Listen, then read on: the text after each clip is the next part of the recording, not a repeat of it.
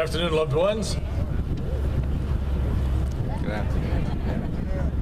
Welcome aboard this very beautiful ship, the USS Midway. It is written in the Old Testament, they that go down to the sea in ships, that do business in great waters. These see the works of the Lord and his wonders of the deep.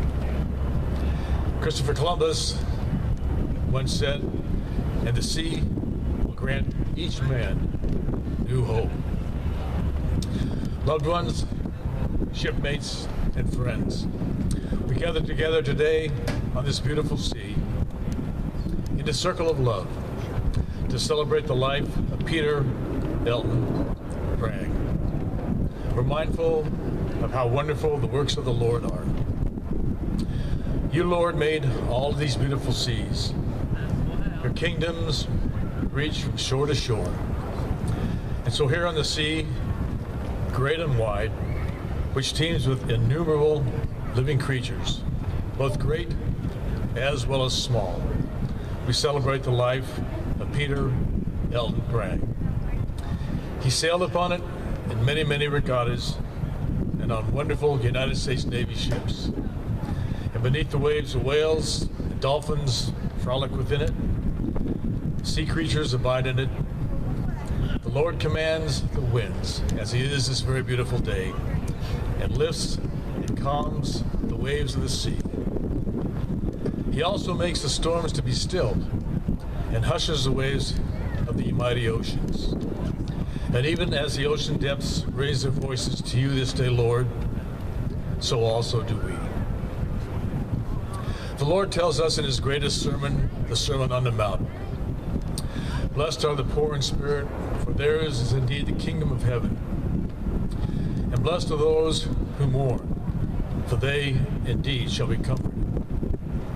So you see, not only shall we be comforted in our mourning, we shall also be blessed. Because each and every time that you remember Peter, reflect on his life and his love, it's as though he, as well as the Lord, is continuing to bless you. Peter will always be with you, sharing his sunshine and sharing his light.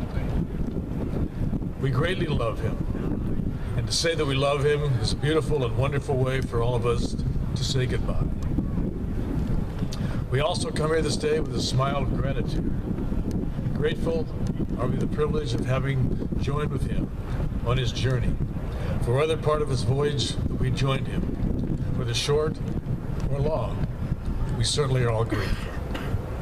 Grateful for the many ways in which he touched us with his kindness, with his caring, with his wit, and certainly with his love and generosity. Also, with his service to his and our country as a command master chief in the United States Navy. Grateful for those many parts of him that live and abide with each and every one of us. Grateful for the way that he gave to us and contributed to our lives, to our happiness, to who we are, and certainly our perspectives. So we come this day with the memories of Peter's family and friends and all of his shipmates as we gather here on the deck of the USS Midway. We smiled in love, we smiled in gratitude, we smiled in memory, and also this day we smile in abundant hope. Because the difference between glorified spirits in heaven and ours here on earth, it seems great, but it is not so. We are not far from home, indeed. The Bible tells us, in the twinkling of an eye, we shall be there. And so his sail is spread, his soul is launched out upon the deep. How long will be his voyage? How many winds must beat upon his sail before it is reefed in the port of everlasting peace? How long shall his soul be tossed upon the waves before it comes to the sea which knows no storm? Listen to the answer for the Lord's word. Absence from the body, present with the Lord. Peter's ship has just departed, but it's already at its haven. He spread its sail, but it's already there. Like the ship of old on the Sea of Galilee, a storm had tossed it, but our Savior said, "Peace, be still." And immediately, that ship came to the shore. When Peter's eyes closed here on earth, they immediately opened with his Lord and Savior in heaven. His summons came, his soul obeyed. Short was his journey, quick was his voyage. He closed his eyes, yet he awoke of his God. May I please invite Tony to please share some words with us.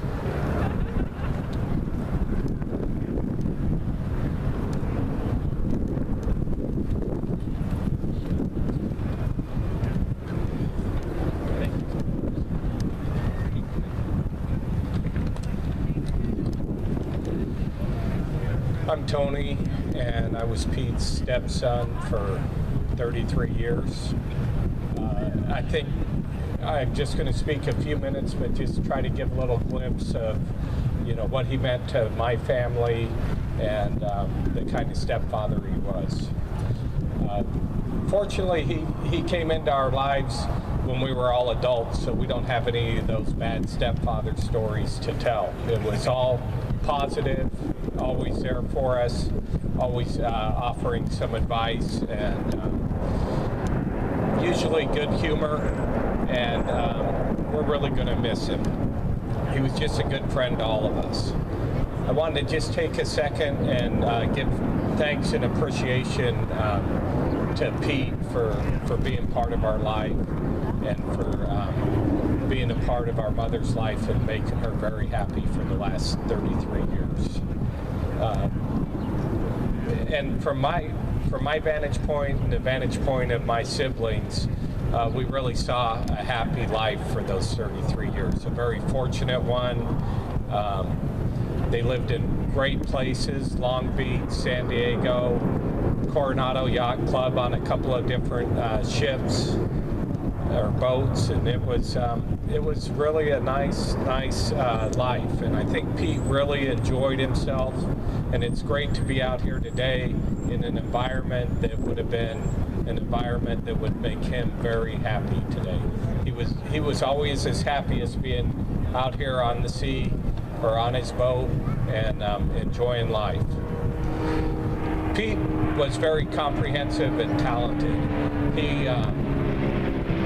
He had a love for boats and a love for cars, and he was always willing to share that advice with us. And I don't think I ever left his house without a stack of car magazines that he had already read from cover to cover with some advice on which were the best articles. He was the one man that I know that read the instruction manual, and then he would bring you up to date on why it's not working for you. So I would always like to pump him for some of the shortcuts on how to use this thing. And the one I think about the most is the Kindle. And he figured that whole thing out, read the instruction manual, and told us how to make the battery last longer, so that he didn't have to charge it but every 2 months. So we're going to miss that about it. The last project that I know of that he had that was really telling to me, and it was in the last 6 months, they had a corner cabinet that is operated by this very complex hinge, and it broke. He had to fabricate a piece and go to the hardware store many different times, and all that time it was with his oxygen on, and he still trudged along, showed me the 3 or 4 pieces that he had fabricated that didn't work, and then finally he was very happy and proud to have completed that project. The final thing that I want to say about Pete is comment about his good nature. He always had a kind word to say and always looking at the positive of things. And during these past few years when he was having some health issues, the only complaint that he ever had was he would just say that he was having trouble catching his breath to talk to you. Never a complaint about I hate being in this condition, or this isn't fair. It was always moving ahead for him. And then he always had that quick wit and always a very lighthearted observation about things, whether it was how he was going to the doctor or the treadmill that they tried to put him on, or whatever it was, always complimentary to his healthcare providers. And we're really going to miss that about Pete. The last day that I saw him was the day that he passed away, and he had had a tough week at home. He had spent 3 or 4 days in the ICU, and when we went and saw him, he was joking with us. He was making comical observations about the hospital, and he was just, it was really classic Pete, and it's a fond memory to think of him always looking to the positive, even when he was in a very negative situation. So I just wanted to say in closing, we loved Pete, the whole family loved him, we appreciated him. He was a good man, and we're going to miss him. Thank you, Reverend Lee. Thank you, sir. Susan, may I invite you to please step forward and share some thoughts with us.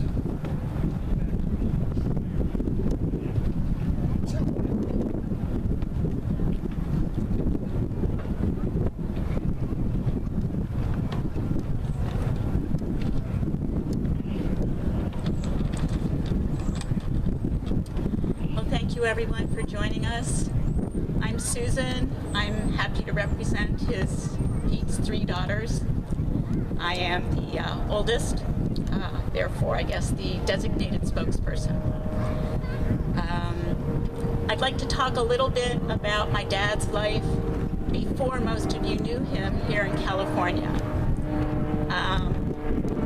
You know him as a father, a husband, a grandfather, a great-grandfather. Some of you know him as a master chief. Some of us know him as a master dad. He loved lettuce, hamburgers, scotch. He did not like airplanes, flying, cats, or orange juice. And those might be comprehensive lists.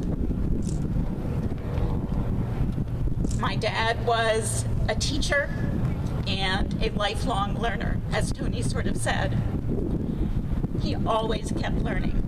He read everything. And for him, learning didn't mean formal education necessarily, but he would tap every person he met and have a conversation with everyone and anyone to learn everything he could. He was a fearless learner. Nothing was new, too different, too hard, and he would educate himself on everything he could encounter. Every project, just as Tony said, was a new opportunity for him to learn something new, and he never stopped.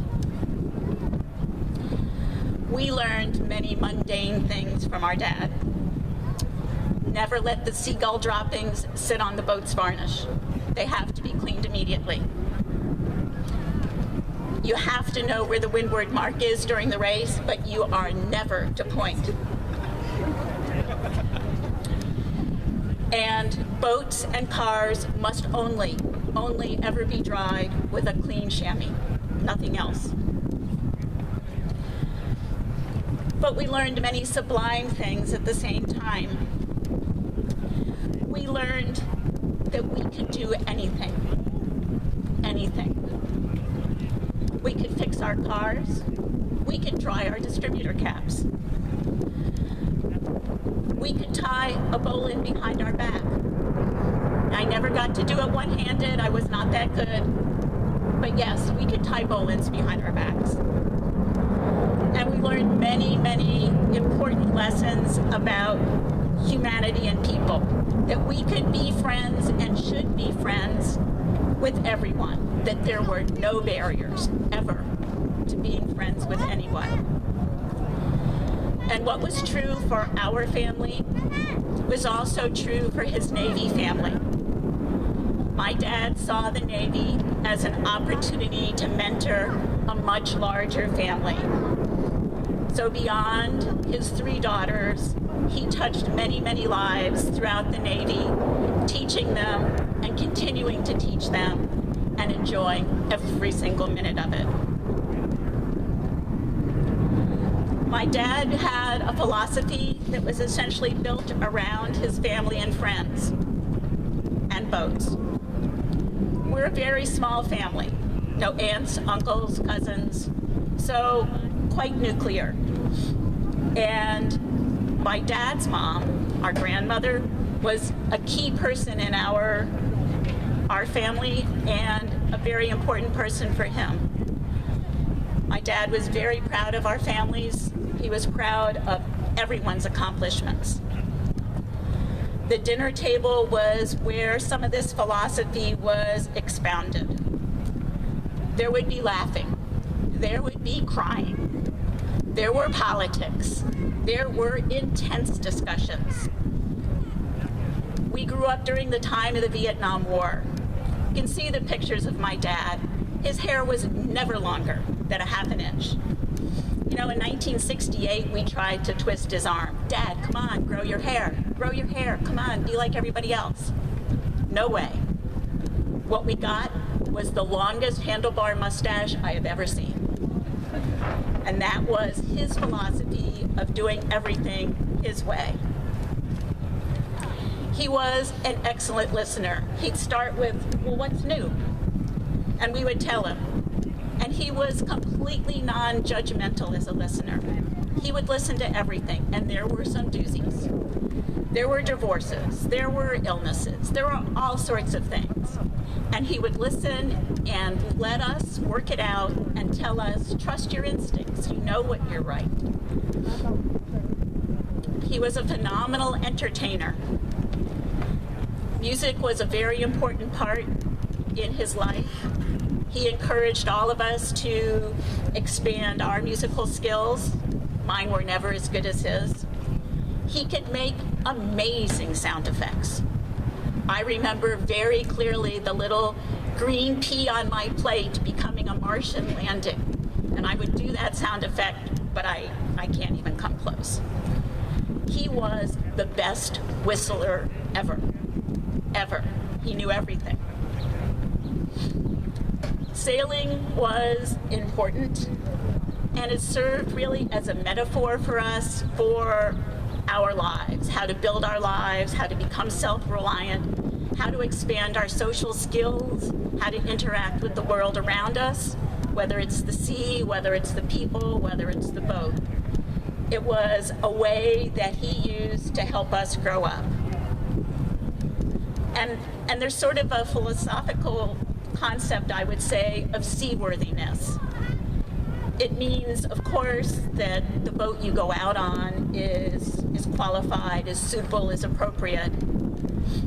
But it also means that we are seaworthy, that we are capable and deserving of the privilege to be at sea, to be in that boat. My dad could make a sailboat move in the smallest amount of wind ever. It was sort of a specialty for us. He taught us how to be safe on the water when the weather turned rough. We were admonished, even though we argued, to put your life jacket on. But Dad, I can swim. You can't swim when you're unconscious. Put on the life jacket. And so we did. And we learned through those lessons that being prepared and knowing what you're about to do was very important. And the last thought I'd like to touch on is my dad as a gentleman. He hoped that he might be remembered as a gentleman. And he is and always will be. He was never prejudiced. He was friends with everyone. And that's not easy in, say, Virginia in 1968. It was never, ever an issue whether it was race, whether it was orientation. It just people were just people, and all of them could be your friend.